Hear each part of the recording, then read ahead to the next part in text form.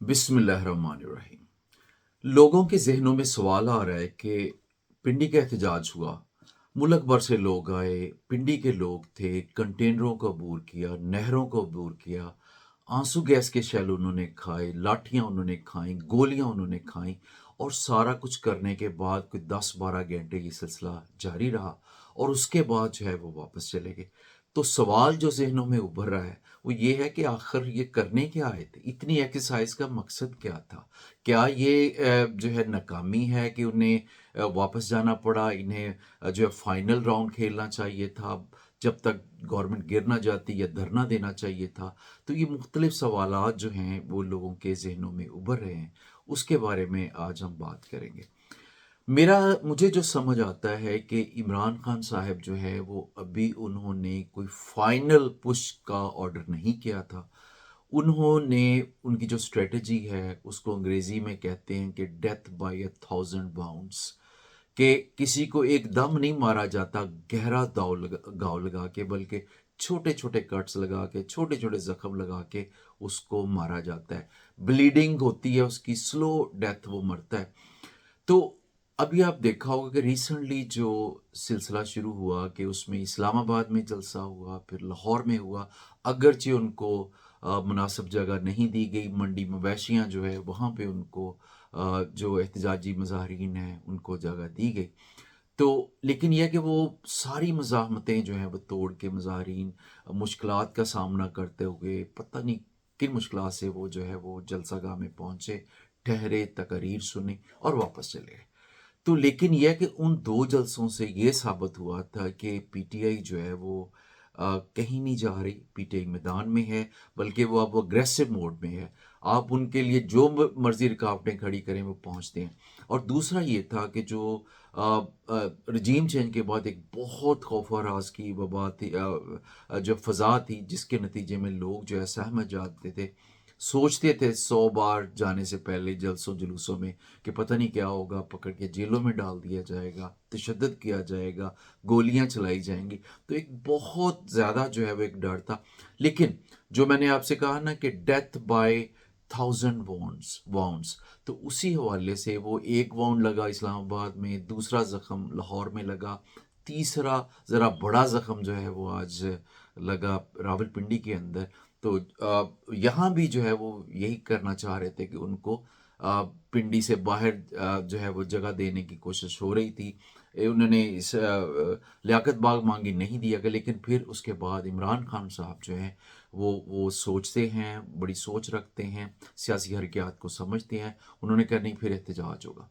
तो खान साहब की जो स्ट्रेटजी है वो अभी फाइनल मरहले में जो है वो दाखिल नहीं हुई। आज के एहतजाज के बाद जो है वो आप देखेंगे ये हुआ है कि अमीन गंडापुर साहिब ने ये ऐलान किया है कि अब जो है वो 2 अक्टूबर से मियांवाली के अंदर, मुल्तान के अंदर और फैसलाबाद के अंदर जो है वो मुजाहरे होंगे, इसी तरह का एहतजाज होगा। तो अब सवाल ये पैदा होता है कि एक शहर के अंदर आज ऐसी सूरत हाल थी कि कंटेनराइजेशन हुई, सारे कंटेनर लगाने के बावजूद वो नहीं रोक सके, मुजाहरा फिर भी हुआ। तो जब 3 शहरों में होगा, पुलिस फोर्स बटी होगी, तो फिर क्या उस वक्त मुजाहरीन को रोक पाएंगे? ये एक बड़ा सवालिया निशान है। तो अब जो है वो यही होगा, फिर चैलेंज दिया जाएगा पुलिस को फैसलाबाद में, मियांवाली में, मुल्तान में, फिर इसी तरह से एहतजाज होगा, लोग निकलेंगे, थोड़े निकलें, ज़्यादा निकले, तादाद से कतई नज़र। तो इमरान खान साहब थोड़े थोड़े जख्म लगा रहे हैं, और दूसरी बात,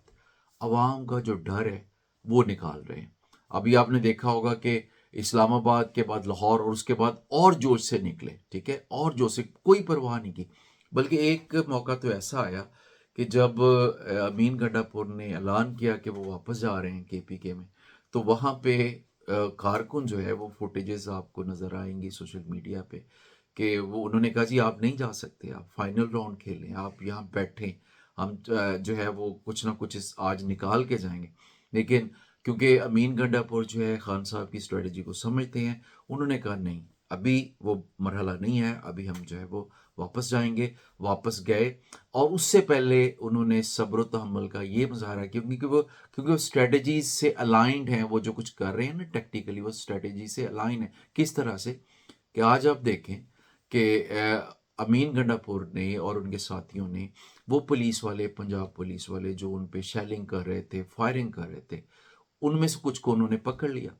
پکڑنے کے باوجود جو ہے وہ انہوں نے کہا کہ میں جو ہے ہم نے اس کو جانے دیا، ہمیں خیال آیا، امین گنڈاپور صاحب کی الفاظ بتا رہا ہوں آپ کو، کہ ہمیں خیال آیا کہ ان کے بھی بیوی بچے ہیں، ان کے بھی گھر والے ہیں، تو اگر ہم ان کو کچھ کہیں گے تو وہ کوئی اچھی بات نہیں ہوگی، تو وہ پلٹ گئے۔ اچھا، پلٹنے کے بعد ابھی ریسنٹلی جو ابھی میں آپ سے بات کر رہا ہوں، تو تھوڑی دیر پہلے جو ہے وہ انہوں نے ایک پیغام جاری کیا، کے پی کے میں واپس پہنچ گئے۔ انہوں نے کہا کہ جی بات سنیں، اب بہت ہو گیا، ادارے جو ہیں وہ بیچ میں سے ہٹ جائیں، ادارے کو چاہیے کہ وہ سائڈ پہ ہو جائیں، مجھے دیکھنے تھے کہ پنجاب کی پولیس اور مریم نواز کو مجھے دے، ان کی حکومت کو میں جانے اور وہ مریم نواز جانے، آپ بیچ میں نہ آئیں۔ اور انہوں نے یہ بھی کہا کہ اب بڑی سختی ہوگی، اگر ہم پہ کسی نے گولی چلائی تو ہم رسپونڈ کریں گے، یہ گنڈاپور صاحب نے کہا، یہ ان کے الفاظ میں آپ کو بتا رہا ہوں۔ تو بڑے سخت انہوں نے جو بیان جاری کیا، 4-5 منٹ کا وہ ویڈیو کلپ ہے، وہ آپ بھی دیکھیے گا، سوشل میڈیا پہ وہ وائرل ہے۔ تو اس میں انہوں نے کہا کہ اب چیزیں اور آگے جا رہی ہیں، انہوں نے کہا کہ اب جو ہے وہ انقلاب کا مرحلہ جو ہے وہ بھی آنے والا ہے۔ تو بلکہ انہوں نے اعلان کر دیا کہ آج انقلاب کی طرف ہم جو ہے وہ بڑھیں گے، اور انہوں نے یہ بھی کہا کہ جو ہمارے وہاں پہ جو قبائل ہیں، جو ہمارے کارکن ہیں، وہ اپنے اپنے قبیلوں میں جائیں، ان کے ساتھ جرگہ کریں، ان کو اس بات پہ اکٹھا کریں کہ فائنل جو ہے جد و جہد کا مرحلہ آ گیا ہے، اس حکومت سے، اس رجیم سے جان چھڑانے کا وقت آ پہنچا ہے۔ تو اب یہ دیکھیں کہ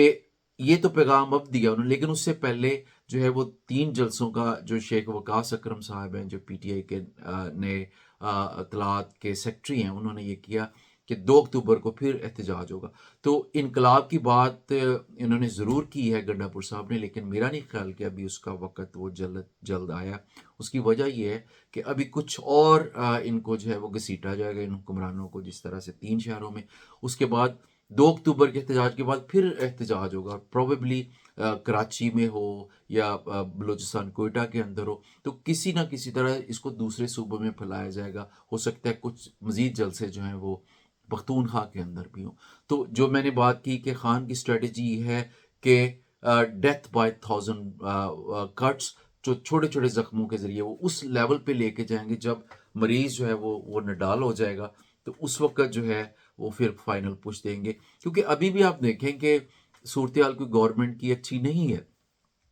کہ آپ مہنگائی کی وجہ سے جس طرح لوگوں کے بجلی کے بل ان سے نہیں دیے جا رہے، غربت اتنی زیادہ ہے، تو کیسے وہ اتنی غیر مقبول حکومت جو ہے وہ کیسے اتنا بڑا پریشر برداشت کرے گی۔ لیکن وہ جو فائنل مرحلہ آئے گا، جب عمران خان صاحب، جس کو آج گنڈاپور صاحب نے انقلاب کی بات کی، خان صاحب اس کو شاید لانگ مارچ کہیں یا فائنل پش کہیں یا فائنل راؤنڈ کہیں، جو بھی واٹ ایور اٹ از، لیکن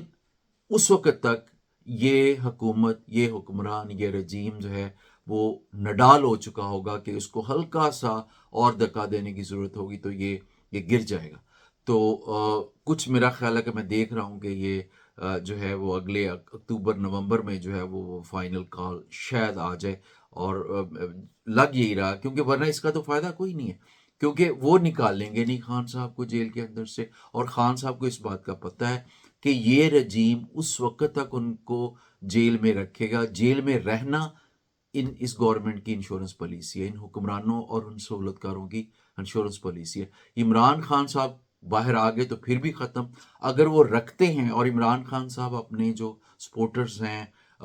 گنڈاپور ہے، اپنی تنظیم ہے، اس کے ذریعے عوام کو موبلائز کر لیتے ہیں اور اس طرف سے گراتے ہیں، وہاں سے جو ہے وہ خان صاحب بھی باہر آ جائیں گے اور اس حکومت سے جو ہے وہ بھی چھٹکارا ہو جائے گا۔ یہ مجھے خان صاحب کی اسٹریٹجی جو ہے وہ سمجھ میں آتی ہے۔ آپ کو کیا لگتا ہے اس کے بارے میں جو ہے وہ میری ویڈیو کے نیچے کمنٹ کر سکتے ہیں۔ تو انشاءاللہ دیکھتے ہیں کہ میری جو پیشین گوئی ہے کہ 2-3 ماہ میں وہ وقت آئے گا جب خان صاحب جو ہے فائنل پش دیں گے تو وہ ٹھیک ہوتا ہے یا کہ نہیں۔ انشاءاللہ پھر اگلی ویڈیو میں ملاقات ہوگی اور آپ کو اپڈیٹ کرتے رہیں گے۔ اللہ حافظ۔